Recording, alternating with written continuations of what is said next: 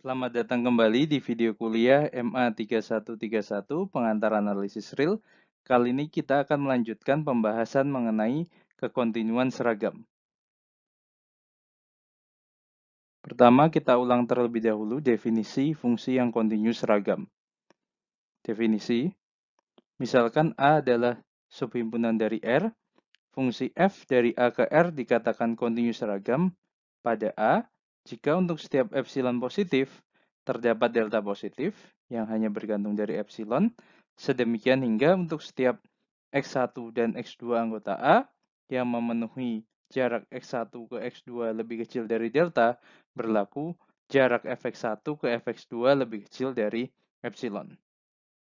Contoh 1, misalkan A adalah interval tutup dan terbatas min 1,1 dan definisikan fx sama dengan x kuadrat untuk setiap x di A. Maka f adalah fungsi yang kontinu seragam pada A. Kemudian yang lalu kita juga mempunyai contoh 2 sebagai berikut. Misalkan gx sama dengan akar x untuk setiap x yang lebih besar sama dengan 0, maka fungsi g ini juga kontinu seragam pada interval 0, tak hingga.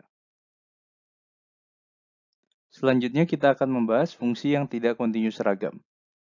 Teorema 1, misalkan A adalah subhimpunan dari R, F dari A ke R, maka pernyataan berikut ekuivalen. Pernyataan 1, fungsi F tidak kontinu seragam pada A. Pernyataan 2, terdapat epsilon 0 positif, sedemikian hingga untuk setiap delta positif, terdapat X delta, Y delta anggota dari A, yang memenuhi jarak X delta ke Y delta lebih kecil dari delta, tetapi jarak Fx delta ke Fy delta lebih besar atau sama dengan epsilon 0. Kemudian yang ketiga, terdapat epsilon 0 positif dan dua barisan Xn dan Yn di A, sedemikian hingga limit dari Xn dikurangi Yn sama dengan 0, tetapi nilai mutlak dari Fxn dikurangi Fyn lebih besar sama dengan epsilon 0 untuk semua N. Dengan menggunakan teorema ini, kita akan coba contoh 3, yakni contoh fungsi yang tidak kontinu seragam. Misalkan fx sama dengan x kuadrat untuk setiap bilangan real x.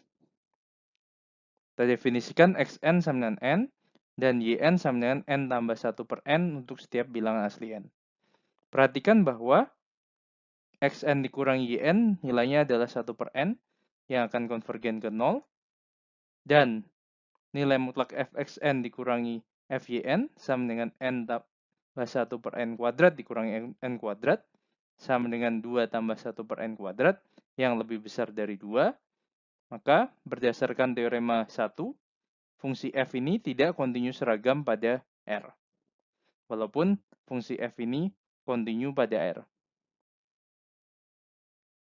Selanjutnya, teorema kekontinuan seragam. Teorema 2, misalkan I adalah interval tutup dan terbatas, jika fungsi f kontinu pada I, maka fungsi f kontinu seragam pada I.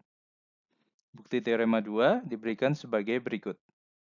Andaikan fungsi f tidak kontinu seragam pada I, maka terdapat epsilon 0 positif dan barisan xn dan barisan yn di I, sehingga xn dikurangi yn konvergen ke 0, tetapi jarak fxn ke fyn lebih besar atau sama dengan epsilon 0 untuk setiap bilangan asli n. Karena I terbatas, maka xn adalah barisan yang terbatas, sehingga terdapat subbarisan xnk yang konvergen ke suatu bilangan real C. Karena I adalah interval tutup, maka C adalah anggota dari I.